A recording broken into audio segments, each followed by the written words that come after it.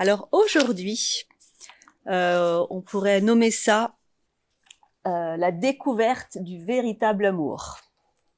Elle a bien avancé, elle a bien aimé, elle découvre le véritable amour. Et la phrase clé, celle par laquelle va démarrer notre travail d'aujourd'hui, enfin notre lecture du cantique, c'est, je vous redis la précédente pour que vous sentiez bien la différence. C'était « Je suis à mon bien-aimé et mon bien-aimé est à moi ». Maintenant, ça va être le même début. « Je suis à mon bien-aimé et il me désire ». Elle a retiré « mon bien-aimé est à moi ». Elle a mis « et il me désire » à la place. En fait, elle va passer plus loin. Ça va plus être mon Dieu pour mon moi qui va pas bien, voilà, tout ça. C'est pas pour moi, c'est surtout une réponse à un Dieu qui se languit d'amour pour nous. Oh, il me désire. Oh. Et il a besoin de moi. C'est fou quand même. Voilà, il a voulu se rendre petit à ce point-là avec nous, le Seigneur, de créer des créatures qu'il désire. Donc il s'est mis un peu en danger avec nous quand même. Voilà, danger de souffrir quand même. Même si le grand mystère, c'est qu'il est parfaitement heureux non-stop dans la Trinité, mais quand même. Voilà. Voilà, donc elle ne va plus se regarder elle-même. C'est ça qui est merveilleux. Vous vous rappelez, je vous parlais de Marie qui ne se regarde pas, qui ne savait peut-être même pas la tête qu'elle avait. Voilà, elle ne regarde plus que le bien-aimé. Voilà. C'est sa vocation, on est fait pour ça. Tous. Viens mon bien-aimé, allons au champ, nous passerons la nuit à l'ombre de tes miséricordes. Dès le matin, nous irons au vignoble, nous verrons si la vigne bourgeonne, si ses pampres fleurissent, si les grenadiers sont en fleurs. Là, je te donnerai mon amour. C'est la première fois que c'est l'épouse elle-même qui va inviter l'époux. Maintenant, l'époux peut venir récolter son fruit qui est à point. Ce morceau-là, saint Thomas d'Aquin l'a récité en mourant. Voilà, c'est très beau. Voilà. Mais même au dernier moment, il y a encore le mot miséricorde. Elle a encore besoin de la miséricorde du bien-aimé. Et avec cette miséricorde, elle pourra lui faire le don total de sa vie. Là, je te donnerai mon amour. Les mandragores exhalent leur parfum. À nos portes sont tous les meilleurs fruits, les nouveaux comme les anciens. Je les ai réservés pour toi, mon bien-aimé. C'est très beau. Tous les fruits sont destinés à répandre un parfum. Et ça, c'est apprendre à tout donner au Seigneur, qui est capable de transformer le moindre fruit pourri en merveille. Alors c'est bon de lui offrir les merveilles de nos vies, nos bonnes actions, tout ça, mais de lui offrir aussi nos échecs, les trucs durs, tout ça. Il va les transformer aussi. Ça a été la révélation de ma vie. En fait, du coup, il n'y a plus d'échecs. Plus jamais, en fait. C'est génial avec lui. Il va transformer ça en résurrection, si c'est donné. Voilà. Et là, on gagne. Le démon peut plus rien contre nous parce que on peut toujours le donner et hop, ça sera transformé. Voilà. Donc, voilà. Ah, que ne m'es-tu un frère allaité au sein de ma mère. Te rencontrant dehors, je pourrais t'embrasser sans que les gens me méprisent. Vous vous rappelez de Sainte Thérèse qui disait « Il me faut un Dieu prenant ma nature ». Elle l'aimait tellement, il faut qu'il soit comme moi, enfin, qu'on soit tout proche. Voilà, c'est ça. Et ça annonce l'incarnation aussi. On est quand même dans le Cantique des Cantiques, probablement 400 ans avant. Que ne m'es-tu un frère ? C'est ça que ça signifie, en fait. Voilà. Je voudrais que tu sois de la même nature que moi. Parce que c'est fort, hein. Ça vaudrait le coup de le méditer longtemps. Quand Jésus a dit à Marie-Madeleine, va trouver mes frères et dis-leur à la résurrection. Mes frères. On est vraiment, on est pareil, quoi. On est frères. Je te conduirai, je t'introduirai dans la maison de ma mère, tu m'enseigneras. Je te ferai boire un vin parfumé, ma liqueur de grenade. Son bras gauche est sous ma tête, et sa droite mes trains. Bon bah voilà, qu'il soit dans tout dans ma vie. Et l'union est très très forte. Hein. Son bras gauche est sous ma tête, on l'avait déjà eu avant. C'est l'intimité profonde de l'union avec Dieu. Je vous en conjure, filles de Jérusalem, ne réveillez pas mon amour avant l'heure qu'elle aura elle-même choisie. Troisième fois qu'on retrouve ça, mais dit de manière encore plus sobre, jusqu'au bout. Grande liberté donnée à l'épouse par l'époux, que ce soit vraiment son désir à elle d'aimer sans retour, qui la fasse aller vers lui. Totale liberté. Qui est celle-ci qui monte du désert, appuyée sur son bien-aimé?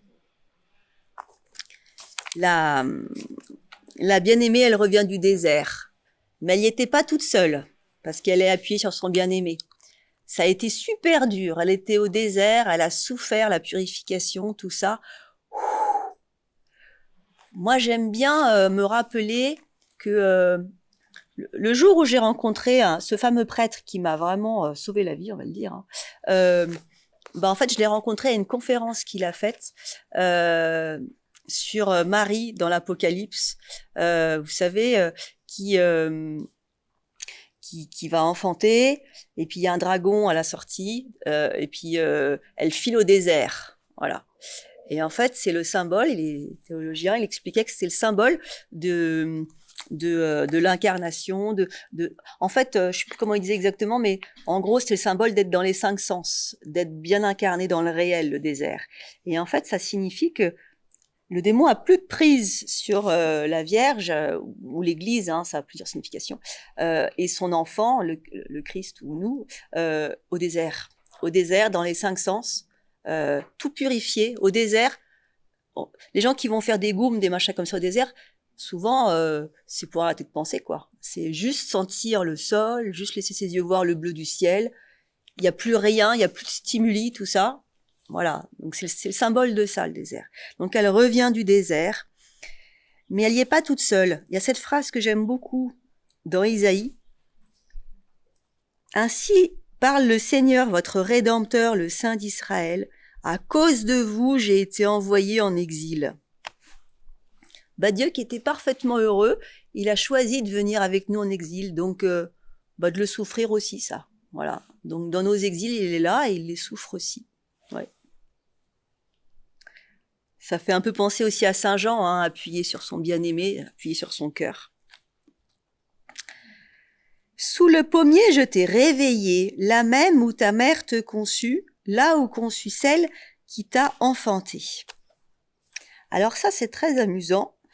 La vraie traduction, c'est « Sous le pommier, je t'ai réveillé et au masculin sans « e », alors qu'il parle à la bien-aimée. Malheureusement, il y a beaucoup de Bibles, la moitié des Bibles, j'ai remarqué, où ils ont rajouté un « e », mais la vraie traduction, c'est juste « et ». Alors c'est quand même un petit peu interpellant. Les théologiens expliquent que c'est certainement à Adam qu'il s'adresse à ce moment-là. Voilà. Sous le pommier, je t'ai réveillé. Là où Adam s'était endormi dans la mort, eh bien, voilà, le Seigneur lui dit, je te l'ordonne, éveille-toi. Voilà. Comme vous savez, il y a des textes comme ça au moment de Pâques. L'éveille-toi, éveille-toi, ô toi qui dors, relève-toi entre les morts. Moi, je suis la vie des morts. Lève-toi, lève-toi. Voilà. Un peu comme si Adam s'était endormi sous la croix du Golgotha et que l'arbre de la connaissance du bien et du mal est servi à faire la croix et que ça se transformait en pommier, le symbole du Christ. Voilà. C'est très beau. Il y a des mystiques comme Anne-Catherine Emmerich, je ne sais pas si vous connaissez, qui dit que c'est ça. Je ne sais pas si c'est symbolique ou si c'est vrai, mais on voit souvent des icônes avec le crâne d'Adam sous la croix. Est-ce que ça s'est vraiment passé comme ça? Est-ce que c'est symbolique? Je ne sais pas. Mais moi, j'aime bien me dire que ça s'est passé comme ça. Parce qu'avec le bon Dieu, ce qui est tellement beau, c'est qu'il n'y a pas beaucoup de hasard. Hein. Voilà. Ça ne m'étonnerait pas qu'il ait vraiment été enterré à cet endroit-là, Adam, et qu'il ait existé. Mais bon, moi, je ne sais pas. Mets-moi comme un sceau sur ton cœur, comme un sceau sur ton bras. Ah, alors ça, c'est quand même magnifique. Est-ce que vous savez ce que c'est que le sceau? Le sceau de quelqu'un, c'est, comment dire, c'est comme avec les chevalières, vous savez, les gens, ils avaient leurs armes dessus, puis ils pouvaient cacheter une lettre et on savait de qui venait la lettre. Bon, bah, le sceau, c'est ça. Si je suis gravé du sceau de quelqu'un, c'est que je lui appartiens et voilà. C'est le symbole de la personne, de son autorité, de sa propriété. Voilà. On marquait les soldats du sceau de leur chef. Les esclaves aussi. Mais alors, ce qui est passionnant, c'est que la grande majorité des théologiens estiment que c'est le bien-aimé qui dit ça. Mets-moi comme un sceau sur ton cœur, comme un sceau sur ton bras. Donc, que la bien-aimée se mettrait, entre guillemets, le tatouage de Jésus, quoi, sur elle. Elle est marquée de lui. Mais comment il s'appelle ce moine de Tibérine, Christian de Chergé, il a pas mal travaillé sur le Cantique des Cantiques. Il est revenu à la traduction originale et il dit non, c'est impossible que ce soit le bien-aimé qui parle. Il y a un truc féminin, je sais pas quoi. C'est forcément la bien-aimée qui parle à ce moment-là. Mais c'est très interpellant parce qu'on va le relire. Si elle dit mets-moi comme un sceau sur ton cœur, comme un sceau sur ton bras. Ça veut dire en gros qu'elle demande au bien-aimé, mets mon portrait autour de ton cou, grave-le sur ton bras, sur ton cœur. C'est étonnant. En fait, elle se met à avoir beaucoup d'audace et en fait, ils ne font plus qu'un, que ce soit elle ou lui, c'est pareil, qu'il signe en mettant le portrait de la bien-aimée, ça vaudra lui. Ça va très très loin, très très loin. Voilà. Il y a une réciprocité. Dieu va jusque-là avec nous, jusqu'à souhaiter ça, que l'un ou l'autre soit pareil, elle ou lui. Un vrai mariage, quand on a l'épouse, on a l'époux. Car l'amour est fort comme la mort, la jalousie inflexible comme le shéol, ses traits sont des traits de feu, une flamme extraordinairement puissante. Ouais, l'amour est fort comme la mort. L'amour a vraiment la puissance d'arracher à la mort et de nous restituer ce qu'on a perdu. C'est très sérieux. J'aime bien cette phrase dans la Bible aussi. C'est la liturgie des heures. Je crois. Ouais. Je suis ta mort, ô mort, enfer, je serai ta morsure. Plus ça va, plus c'est ce qui m'intéresse le plus dans ma vie, moi. La puissance de l'amour. Je suis assez étonnée par ça. Enfin, moi, je suis une personne qui n'était pas très bonne en amour. Voilà, j'avoue. Des blessures ont fait que j'ai jamais accepté de câlin de mes parents quand j'étais enfant. Bon, donc l'amour c'était compliqué pour moi. J'avais un peu peur de plonger dans l'amour. Et je crois que le Seigneur me montre, voilà. Je reçois très souvent dans la Bible des paroles sur Corinthiens 13. Il y a que l'amour qui compte, quoi. Voilà. Et j'ai fait des expériences dans ma vie. J'ai eu la chance de vivre une retraite dans un spa. Quand j'étais malade, une dame avait fait ça. Elle m'avait invitée. C'était génial, j'avoue, vraiment génial. Dans le sauna, dans le hammam, on nous avait massé, on nous avait lavé les pieds aussi dans le hammam, avec beaucoup d'amour, des choses comme ça. On avait appris à s'abandonner dans l'eau, dans la piscine. C'était super. Et puis, un jour, on nous a proposé de faire du pain. Et on a tout eu la même dose de farine, une bonne farine bio, le même eau de source, la même dose de sel, tout ce qu'il fallait, la petite levure, chacune notre table, tout pareil, le même saladier, voilà. Et on a tout fait notre pain, on l'a pétri longtemps, on était dans les 5 sens à 100%, et on nous a proposé de prier pour ceux qui mangeraient notre pain, voilà.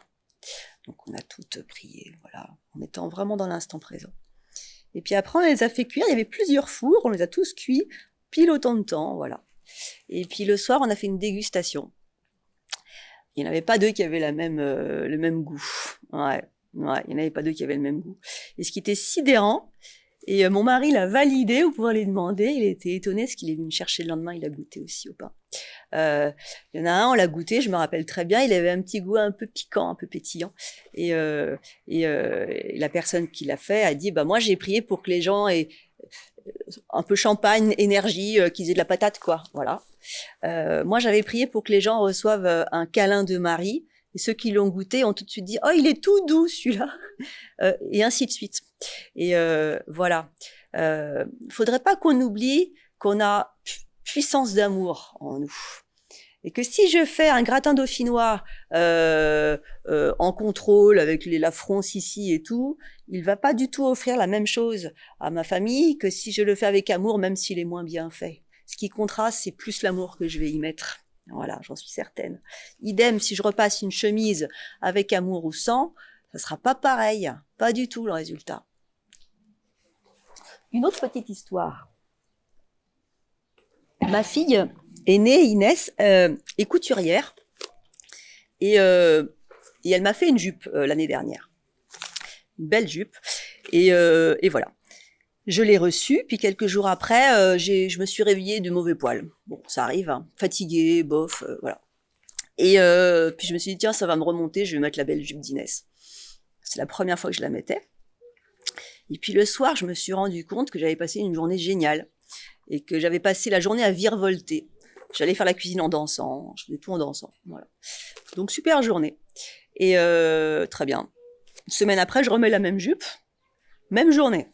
J'ai plusieurs fois. Puis à un moment, je me rendais pas compte en fait. Puis au bout de plusieurs fois, je me suis dit, c'est marrant, je me rends compte que j'ai que des bons souvenirs les jours où je mets cette jupe et que je danse beaucoup. Alors je l'ai dit à ma fille, je lui ai dit, écoute, c'est marrant, quand je mets ta jupe, je sais pas si c'est une coïncidence ou pas, mais je danse beaucoup ces jours-là. Peut-être parce qu'elle est serrée là et large après, peut-être que ça me donne envie de bouger, je sais pas. Puis alors elle m'a dit très tranquillement, bah, c'est normal, j'ai prié pour que tu danses quand tu la mettais. Voilà. Et elle prie toujours pour les gens à qui elle fait les vêtements, pour des intentions précises. Et ça m'a scié. Voilà. Bon bah, soyons des personnes qui mettent de l'amour dans ce qu'elles font. Voilà. C'est ultra puissant. Hein. Vraiment, maintenant cette jupe, super. Autre chose aussi. Vous savez, on fait des bisous aux enfants quand ils ont des bobos, là, ou on souffle sur les bobos, là. Moi, je croyais que c'était de la méthode Coué, quoi. Et puis, je me suis amusée il y a quelque temps à faire des expériences là-dessus parce que je me suis rendu compte que moi, quand j'avais des douleurs, si je recevais un câlin, souvent les douleurs fondaient. Bon, diverses expériences comme ça, et je voyais que sur mes enfants, ça marche quand même super bien, même sur ma grande qui a quand même 13 ans. Alors, méthode Coué, bon. Et puis, j'ai décidé d'essayer ça un jour sur Bertrand, qui est tout sauf très sensible et tout. Enfin, il est moins comme ça, quoi, que moi. Et un jour, pas de chance, il s'est pris le pied dans la porte et il a poussé un hurlement, lui qui est vraiment dur à cuire pourtant. Il allait s'allonger sur le lit, ah j'ai mal. Le doigt de pied, il avait peur de l'avoir cassé en fait. C'est très douloureux. Et je lui ai demandé, est-ce que tu permets que j'aille beaucoup aimer ton doigt de pied? Il m'a regardé avec un air très bizarre. Et j'ai juste fait un câlin à son pied avec mes mains et j'ai embrassé son pied, j'y ai mis tout mon amour, voilà. Et puis je l'ai regardé et il me regardait avec un air étrange et il m'a dit, mais c'est incroyable, la douleur a disparu. Du coup, je le refais souvent et ça marche. Hein. Il se passe des trucs. Voilà, je vous conseille d'essayer. Voilà. Bon, je fais mes petites recherches. Autre chose, sur cette phrase, l'amour est plus fort que la mort. Et l'amour est fort comme la mort. Tout ce paragraphe-là. Nous, quand on a eu des difficultés conjugales avec Bertrand, je priais beaucoup. C'était difficile. On avait des œillères en fait. Chacun était un peu plongé dans ses propres blessures d'enfance et ça faisait une joute. Et un jour, pendant que je priais pour ça, tout d'un coup m'est monté ce passage du Cantique des Cantiques en moi. Et enfin plusieurs passages, dont un morceau de celui-là, car l'amour est fort comme la mort. Et la suite du cantique dit: les grandes eaux ne pourront éteindre l'amour, ni les fleuves le submerger. Et je me suis mise à déclamer comme ça, plein de fois de suite. L'amour est fort comme la mort, les grandes eaux ne pourront éteindre l'amour, ni les fleuves le submerger. Et ça je sentais que ça faisait quelque chose en moi et en nous. Les paroles de Dieu sont tellement puissantes et ça a été mes boulets de canon quand c'était difficile. Et j'ai vraiment vu des bons effets. C'est bon d'utiliser la parole de Dieu. Voilà, à se dire ça. Quand ça va pas, qu'on n'arrive plus à aimer, les grandes eaux ne pourront éteindre l'amour. Je déclame ça, je déclare l'amour sur ma vie, sur mon cœur. Voilà. Et j'avais l'impression que Bertrand avait un comportement injuste avec moi. Mais en fait, moi, j'avais aussi mes trucs bizarres. Mais du coup, si je disais ça, les grandes eaux ne pourront éteindre l'amour. Quel que soit ton comportement, je t'aimerais quand même. J'ai ça dans mon cœur. Et je sais que lui, il a fait pareil de son côté. Et ça a été redoutablement puissant. Voilà. Il y a même eu un moment où on s'est dit, en fait, on n'a qu'à se dire qu'on ne sait pas qui a raison. De toute façon, aucun des deux n'avait raison, je crois. On n'a qu'à se dire qu'on est tous les deux des Christ sur la croix. L'autre nous fait souffrir injustement. Mais en fait, c'est canon, 2 Christ sur la croix ensemble, voilà. Même s'il y en a un qui abuse plus que l'autre, on s'en fiche, du moment que chacun fait le mieux qu'il peut dans sa conscience, voilà. Donc que l'amour gagne, que l'amour gagne. Voilà cette phrase, les grandes eaux ne pourront éteindre l'amour, ou aussi si tu traverses les eaux, je serai avec toi, voilà tout ça. Rien ne peut nous séparer de l'amour du Christ, rien, même pas nos péchés, même pas ce qu'on nous a fait, même pas qu'on n'a pas été géniaux. Attention à la fausse croyance qu'il faut être parfait pour recevoir l'amour de Dieu. Ça, j'ai beaucoup, moi, régulièrement cette tentation.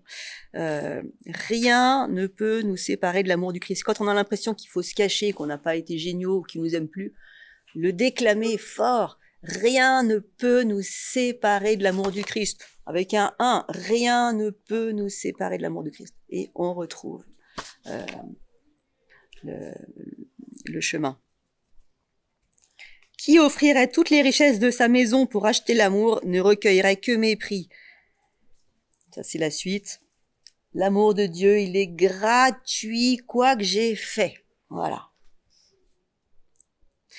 Notre sœur est petite, elle n'a pas encore les seins formés, que ferons-nous à notre sœur le jour où il sera question d'elle ? La bien-aimée, elle commence à se préoccuper de la mission. Elle a une sœur, elle est petite, elle n'est pas encore tout à fait formée. Comment on va se préoccuper d'elle ? Voilà, elle se soucie de la mission. Voilà, pour que les autres deviennent aussi des bien-aimés. Voilà. Si elle est un rempart, nous élèverons au fait un couronnement d'argent. Si elle est une porte, nous fixerons contre elle des ais de cèdre. Bon, il y a beaucoup de détails là-dedans. Est-ce que c'est nécessaire ? Tout a une signification, hein, mais en gros, la petite sœur, elle va répondre « Je suis un mur et mes seins en figurent les tours. Aussi ai-je à ses yeux trouvé la paix. » Sa famille veut attendre qu'elle ait atteint un âge plus mûr.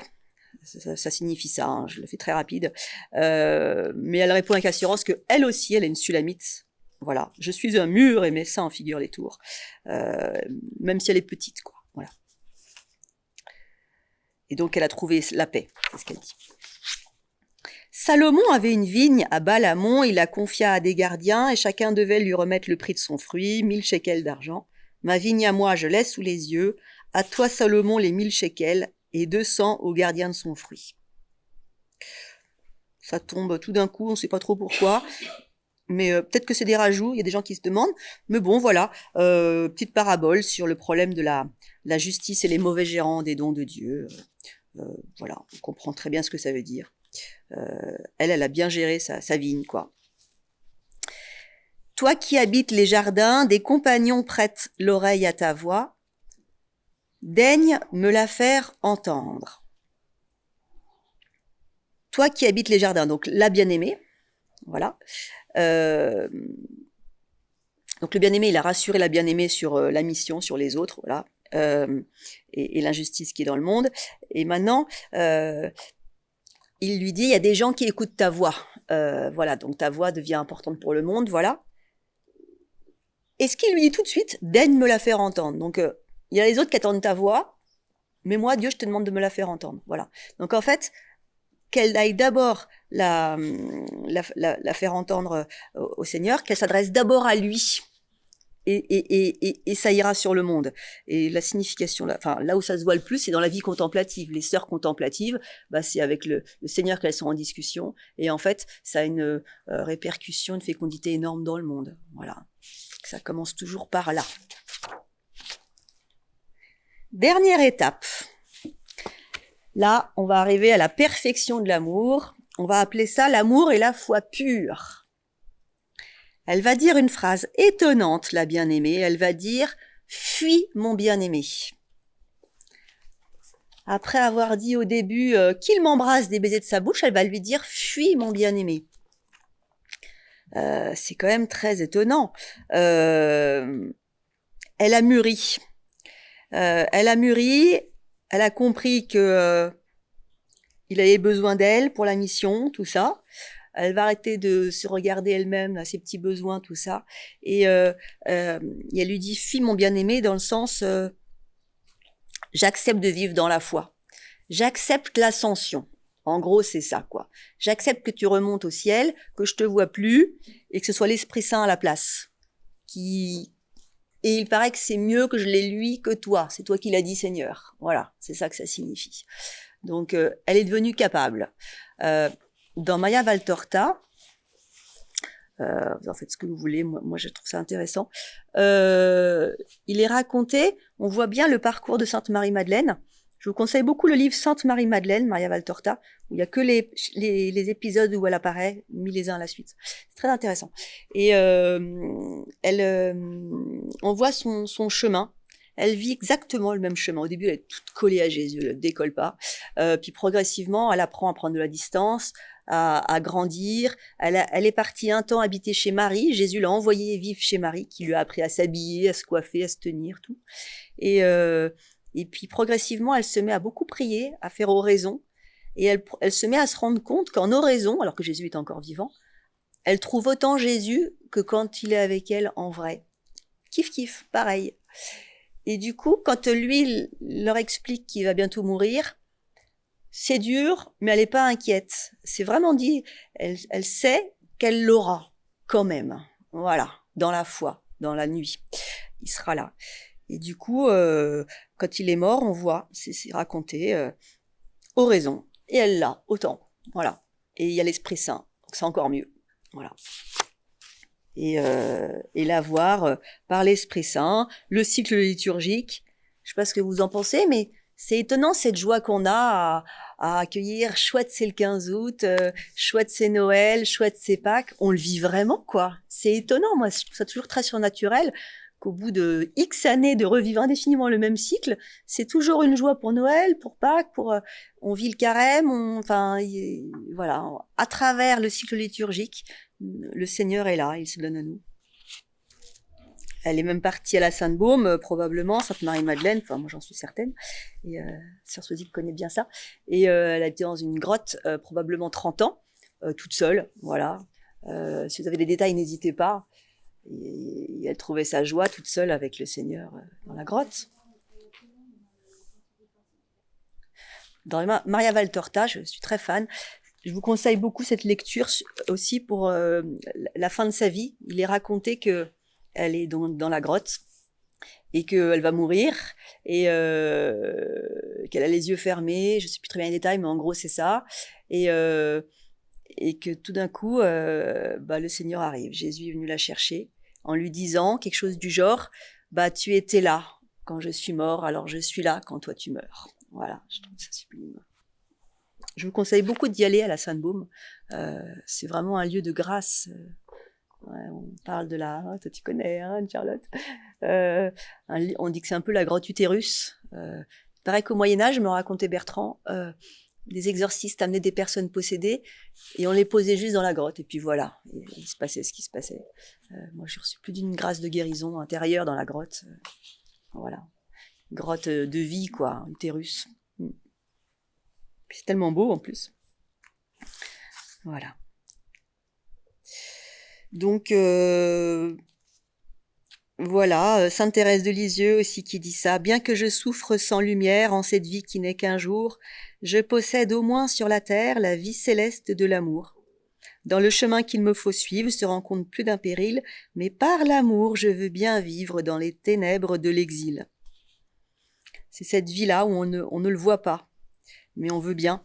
Il était raconté que Sainte Thérèse, un jour, était dans son Carmel, puis elle a entendu de la musique dans un appartement à côté du Carmel, et elle savait qu'il y avait des jeunes de son âge, qu'elle connaissait même probablement, en train de faire la fête.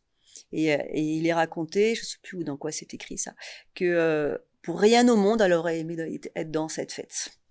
Elle s'est rendue compte, en entendant cette musique, qu'en fait, elle se sentait beaucoup plus à sa place, heureuse, pas dans le sens trop chouette, on s'éclate, mais dans le sens paix profonde, un peu la jubilation dans les tribulations, ce qui est dit dans la Bible, hein, la jubilation dans les tribulations. C'était dur ce qu'elle vivait, elle raconte dans ses lettres et tout. Elle a été hyper sensible, elle avait un mal fou avec certaines des religieuses, il lui arrivait d'avoir la nausée, d'avoir des symptômes physiques ahurissants. C'était l'hypersensible par excellence, donc c'était pas facile.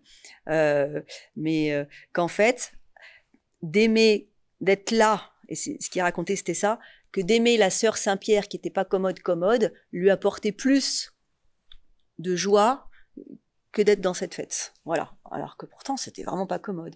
Et que de découvrir l'amour d'aimer ses ennemis, en fait, c'était bien plus grand et remplissant, nourrissant que autre chose. Et ça vaut vraiment le coup d'aller par là, d'apprendre à aimer nos ennemis, de creuser le mystère de l'amour à ce point-là. C'est sans fin. Et de se découvrir des joies profondes plus grandes que d'autres, que nul autre même, après avoir aimé des ennemis. C'est très étonnant. C'est très, très étonnant. Devenir cet amour-là de Jésus sur la croix. Par des petites histoires, et puis se surprendre à se rendre compte qu'en fait, on a grandi et qu'il y a quelque chose qui est très épanouissant, enfin, c'est sans chercher le développement personnel, hein, mais voilà. Je fais cet aparté parce que ça me vient, allons-y. C'est important parce que c'est très souvent un empêcheur d'unité quand on n'aime pas nos ennemis. L'unité, elle va s'arrêter, on n'arrive pas à la finir s'il y a encore des pardons pas posés, des choses comme ça. Même si on a dit 20 000 fois dans son cœur, machin, je te pardonne au nom de Jésus, c'est très difficile, voilà. Et c'est très, très important d'apprendre ça. Qu'est-ce que je peux vous dire là-dessus? Je suis pas une cadre de la question, mais ce que je peux vous raconter de mon expérience, c'est que dans ma vie, il y a eu un moment où j'ai commencé à comprendre qu'en fait, et ça m'a beaucoup aidé, que nos ennemis, en fait, n'étaient pas des ennemis, mais que en fait, c'était des brebis que le Seigneur nous confiait. Voilà. Nos ennemis sont souvent des proches, mais souvent, enfin, et forcément des personnes blessées et du coup compliquées. Et en fait, ce sont des personnes qui ont besoin d'aide, en fait. Voilà, c'est ça le truc. Et quand on se met à voir les choses comme ça, et c'est ça, devenir une reine, c'est se mettre à percevoir les choses sous cet angle-là, plus en moi je, mais en reine, en celle qui est capable de dire « fille mon bien-aimé », quoi. En fait, mon ennemi, il m'est confié. Quelque part, il n'y a que moi par qui le Seigneur pourra passer pour aller l'aider. Donc en fait, j'ai une mission là, très élevée, très grande, très pure, comme Jésus sur la croix. Donc si on me fait du mal, j'ai le droit de me défendre hein, par contre. Il faut dire la vérité et tout. Mais quelquefois, ça sert à rien. La personne n'arrive pas à reconnaître. On dit quand même, tant pis, dans la paix, dans la douceur. Et voilà. Mais il reste une blessure, c'est difficile parce que l'autre n'a pas demandé pardon, par exemple. Aimons très fort cette personne dans notre cœur. Que Jésus puisse passer par là pour aller faire quelque chose en elle. Je